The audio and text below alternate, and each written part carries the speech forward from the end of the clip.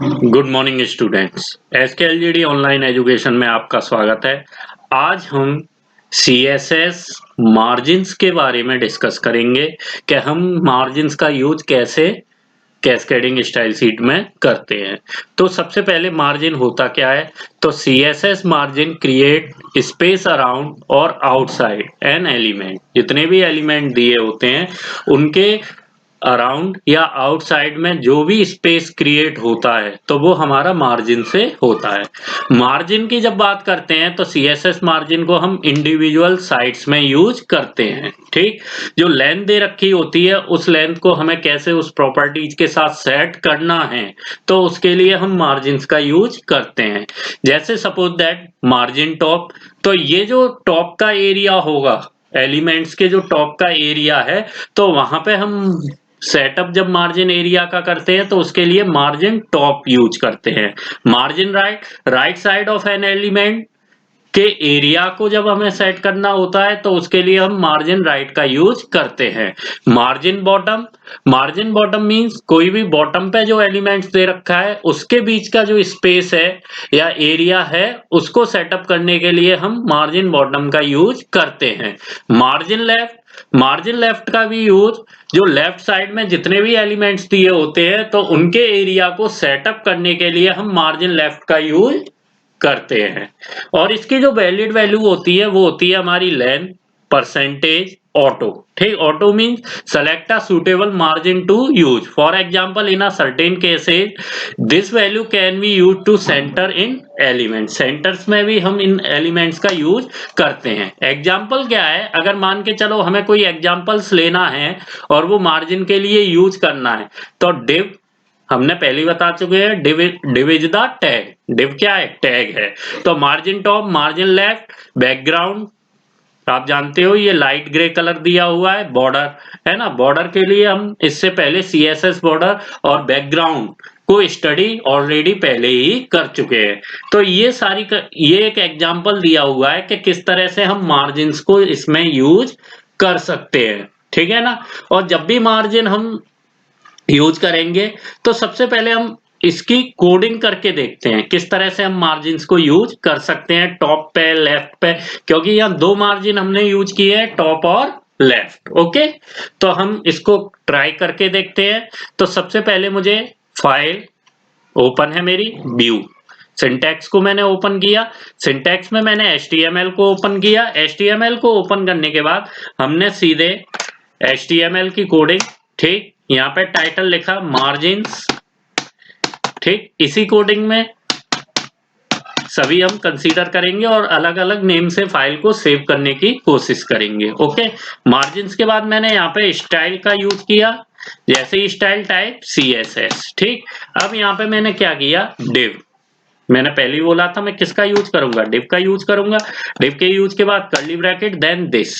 Okay, div के बाद हम ये कर्ली ब्रैकेट यूज कर सकते हैं और इसको भी यूज कर सकते हैं। जैसे ही मैंने इसको लिखा तो अब मैं क्या कर सकता हूं, यहाँ पे मार्जिन टॉप लेना है मुझे तो मार्जिन टॉप अपने आप देखो ये आ रहा है। वैल्यूज के रूप में ले सकते हो, परसेंटेज के रूप में ले सकते हो। तो हमने यहाँ पे वैल्यू ले ली 45 पिक्सल्स। ठीक है ना।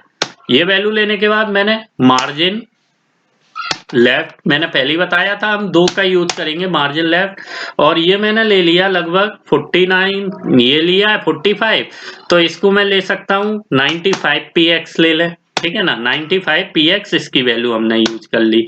इसको यूज करने के बाद मैंने बैकग्राउंड येलो, ठीक, बैकग्राउंड क्या यूज किया, बैकग्राउंड कलर जो लिया, बैकग्राउंड है ना, बैकग्राउंड ही खाली यूज करते हैं यहाँ पे। बैकग्राउंड क्या दे दिया मैंने, येलो। ठीक है ना, बैकग्राउंड येलो। ये देने के बाद अब मैंने फिर से एक और वैल्यू ले ली। सपोज करो मैंने बैकग्राउंड का यूज किया है, बॉर्डर का भी यूज कर सकता हूं, बॉर्डर है ना। बॉर्डर लिया और बॉर्डर में वैल्यू ले ली मैंने कुछ, जैसे 1 px, ठीक, सॉलिड और रेड, ये तीन वैल्यूज मैंने यहाँ पे यूज की। ठीक, इसके बाद आपको ये दिखाई दे रहा है, ये कर्ली ब्रैकेट मैंने बैक में ले लिया, बैक स्पेस में कर्ली ब्रैकेट का यूज किया इस तरह से। स्टाइल क्लोज बॉडी, अब बॉडी के बाद मैंने यहाँ पे क्या किया, ये सब मैंने किसके लिए लिया है, डी div, तो div टैग का यूज किया मैंने। ठीक, div टैग में मैंने क्या किया, 2 या 3 या 5 हम टर्म्स लिख सकते हैं इसमें। जैसे मैं यहाँ पे लिखना चाहूंगा कि एरर is the difference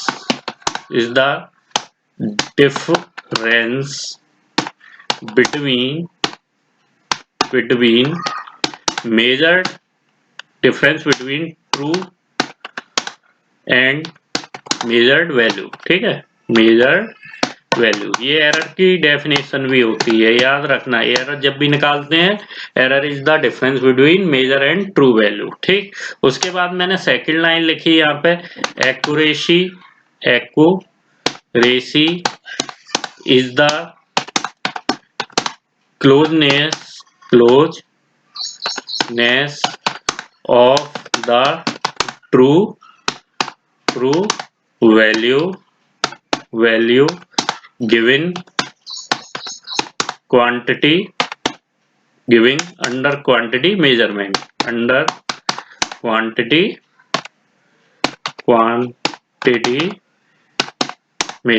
ठीक है, measured भी लिख सकते हैं, measurement भी। ठीक, ये मैंने अपनी फाइल्स यहाँ पे पूरी बना ली है। इस फाइल्स को मैं सेव करूंगा। सबसे पहले मैंने इस फाइल को सेव किया।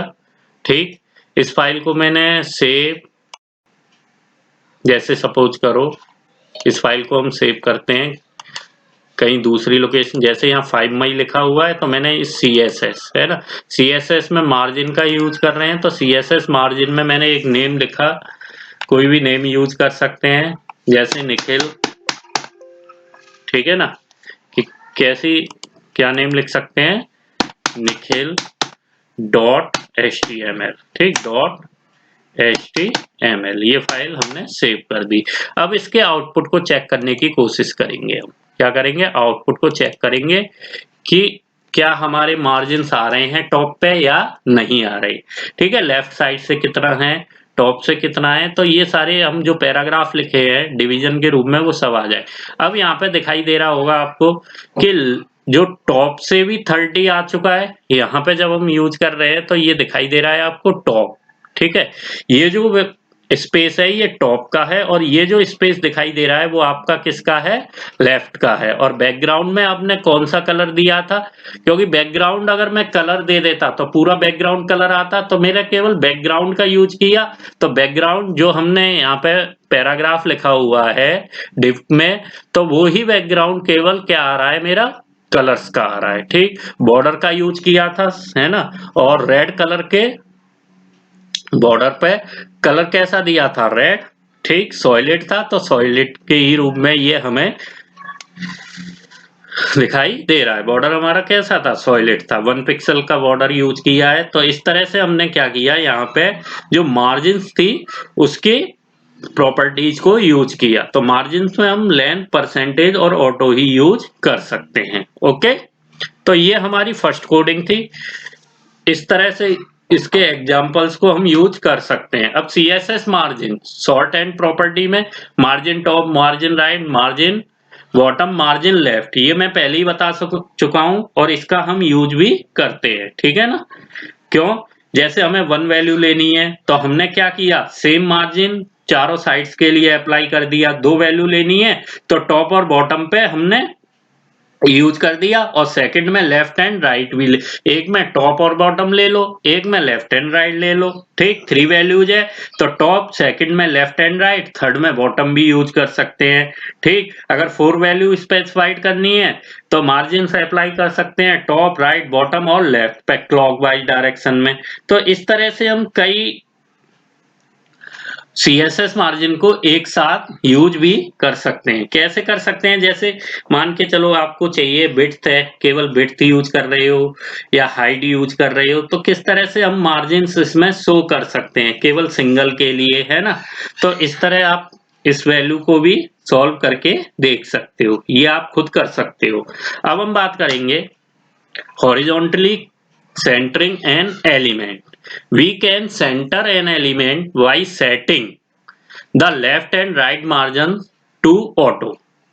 कि इसको हम कैसे सॉल्व कर सकते हैं, क्या कर सकते हैं इसमें। ऑटो का यूज अगर हम कर रहे हैं तो क्यों कर रहे हैं राइट मार्जिन्स पे, तो हॉरिजॉन्टली सेंटरिंग एलिमेंट्स के बारे में हम कैसे इसको डिस्क्राइब कर सकते हैं। सपोज करो मैंने यही कोडिंग ली, ठीक, मार्जिन मैंने क्या किया यहाँ पे, मार्जिन को मैंने जब मार्जिन टॉप लिया था तो इसी मार्जिन को मैंने क्या किया, चेंज कर दिया, ठीक।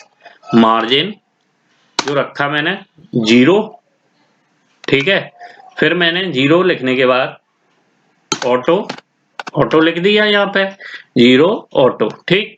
अब मैंने मार्जिन लेफ्ट ये सब हटा दिए, ठीक। बैकग्राउंड कलर हम यही रखते हैं, बाकी का चेंज कर दे रहे हैं ना। विड्थ मैंने ले ली, विड्थ, ठीक है। विड्थ मैंने लिया 200 पिक्सल, सपोज करो 200 पिक्सल विड्थ का मैंने यूज किया। उसके बाद मैंने हाइट, हाइट भी यूज कर सकते हैं क्योंकि हॉरिजॉन्टली सेंटरिंग की बात कर रहे हैं। 200 pxc मैंने हाइट्स ले ली, ठीक है ना। हाइट लेने के बाद अब यही सेम वर्ड्स थे और पैराग्राफ भी यूज कर सकता हूं। अदर में भी डिवीजन में लिख चुका हूं div, ठीक है। और मैं क्या करूं, ये div को यहीं क्लोज करने की कोशिश करता हूं। div ये मैंने क्लोज कर दिया, ठीक। इसको यहाँ से हटाते हैं, रिमूव करते हैं। अब इसको मैंने पैराग्राफ में यूज कर लिया, किस में यूज कर लिया, पैराग्राफ, ठीक। मैंने जैसे ही एक्यूरेसी लिखा, अब यहाँ पे एक और टैग लगा दिया br, accuracy is the pay मैंने br टैग का यूज कर दिया। सपोज करो मैंने br टैग यहाँ यूज किया, ठीक। सॉरी, बोल्ड टैग यूज कर लो, बोल्ड टैग, जिससे हमें अलग से ये दिखाई दे। जैसे ही मैंने इज द क्लोजनेस लिखा है वहां पे बोल्ड टैग को क्या किया, क्लोज कर दिया, ठीक। बोल्ड टैग जैसे ही क्लोज किया और लास्ट में आके मैंने पैराग्राफ को भी क्लोज कर दिया। अब मैंने क्या किया, पैराग्राफ को भी क्लोज कर दिया, ठीक। इस फाइल को मैंने फिर से सेव किया, सेव एज, ठीक है। अदर नेम से सेव करते हैं इसको, जैसे रीना डॉट html, इस नाम से मैंने फाइल को सेव कर दिया, ठीक। अब इसका आउटपुट हम फिर चेक करेंगे कि इसके आउटपुट पे क्या इफेक्ट पड़ेगा, ठीक है ना। अभी इसका व्यू देखते हैं, व्यू क्या आएगा, देखो किस तरह से ये चेंज हो गई है ना। जितनी भी वैल्यू थी किस तरह से ये चेंज हो गई। जब हमने div का यूज किया तो div में आपको पता है एक बॉक्स आता ही है ना, और उसमें हाइट और विड्थ भी दे दी। तो हाइट विड्थ के अकॉर्डिंग इसने यहाँ पे वर्क किया है। div के अंदर क्या हुआ, हाइट और विड्थ के अकॉर्डिंग इसने वर्क किया। एक्यूरेसी, उसके बाद क्लोजनेस मैंने बोल्ड दिया था तो बोल्ड में आ गया, ठीक। तो इस तरह से हम मार्जिन्स को हॉरिजॉन्टली भी यूज कर सकते हैं। हॉरिजॉन्टली सेंटरिंग में कैसे दिखाना है, सेंटर्स में मुझे कैसे दिखाना है, तो मैंने यहाँ मार्जिन क्या लिया था, 0 ऑटो। तो मार्जिन क्या है, सेंटर में बिल्कुल आ रहा है, ठीक। विड्थ और हाइट इक्वली, तो ये विड्थ और हाइट हमें जो div है वो शो कर रहा है, ठीक है ना। तो इस तरह से हम हॉरिजॉन्टली सेंटरिंग एंड एलिमेंट का यूज कर सकते हैं, लेफ्ट और राइट मार्जिन्स के द्वारा सेटिंग करके, ऑटो लगा के। क्या लगाया था मैंने यहाँ, ऑटो का यूज किया था, okay. Next topic is the inherit value. तो जो इनहेरिट वैल्यू होती है ये ग्लोबल वैल्यू होती है और ये सभी CSS की प्रॉपर्टीज में वर्क करती है, ठीक। ये सभी CSS की प्रॉपर्टी जितनी भी होती है वहां पे वर्क करती है। तो इसके लिए मुझे क्या है, क्योंकि ये जो एग्जाम्पल दे रखा है बिलो में आप देख सकते हो, div देन पेरेंट, पेरेंट लगाने के बाद मार्जिन लेफ्ट बॉर्डर का यूज किया, फिर p चिल्ड्रन लिया इन्होंने पैराग्राफ्स के लिए, ठीक। फिर मार्जिन लेफ्ट लगाया, इनहेरिट, इसमें किसका यूज किया है, इनहेरिट। तो below is an example of child element inheriting margin from its parent element. Parent element के बाद ही हम इनहेरिट जो एलिमेंट है उसका यूज करेंगे, इनहेरिट मार्जिन्स का यूज करेंगे। तो इनहेरिट क्या है, मेरी एक वैल्यू है, तो इसको भी हम इसी में करने की कोशिश करते हैं। अब तक हमने ये सब कोडिंग लिखी हुई है, div यूज कर रहे हैं। तो div में यहाँ पे मैंने क्या किया, जैसे एग्जांपल दिया था तो मैंने यहाँ पेरेंट लिख लिया, क्या लिखा, पेरेंट, पेरेंट, ठीक। पेरेंट लिखने के बाद अब मार्जिन मैंने क्या था, लेफ्ट का यूज किया है वहां पे, तो यहाँ मार्जिन हम चेंज कर सकते हैं, ठीक। मार्जिन क्या ले सकते हैं, मार्जिन लेफ्ट, लेफ्ट यूज कर रहे हैं तो लेफ्ट यूज किया 50 px, ठीक है। 50 पिक्सल्स का मार्जिन हमने यहाँ पे यूज कर लिया। विड्थ और हाइट रखना चाहो तो रख भी सकते हैं और हटाना है तो हटा भी सकते हैं हम, ठीक है ना। ये हमारे ऊपर डिपेंड करता है। बैकग्राउंड में कलर देना है कलर दे सकते हो, और बॉर्डर अगर यूज करना है तो बॉर्डर भी यूज कर सकते हैं। ये किस पे डिपेंड करता है, सब हम पे ही डिपेंड करेगा। उसके बाद मैंने पैराग्राफ के लिए पी चिल्ड्रन, ठीक है, चिल्ड्रन लिया, पैराग्राफ चिल्ड्रन। जैसे ही मैंने यूज किया इसके बाद कर्ली ब्रैकेट देन दिस, ठीक। मार्जिन लेफ्ट इनहेरिट वैल्यू क्या लेनी है, इनहेरिट वैल्यू मुझे लेनी है। इन देखो अपने आप आ गई, इनहेरिट वैल्यू आ गई और ये क्लोज भी हो गया, ठीक। अब मैंने डिव का तो यूज करेंगे ही हम, लेकिन इससे पहले क्या किया, एक हेडिंग लिख ली, क्योंकि हम यहाँ इनहेरिट का यूज कर रहे हैं तो ऐसा करते हैं एक हेडिंग और लिख लेते हैं, द इनहेरिट ग्लोबल वैल्यूज, है ना, इनहेरिट ग्लोबल वैल्यूज, ठीक है, इनहेरिट ग्लोबल वैल्यूज। यहीं पे मैंने इस हेडिंग को क्लोज कर दिया।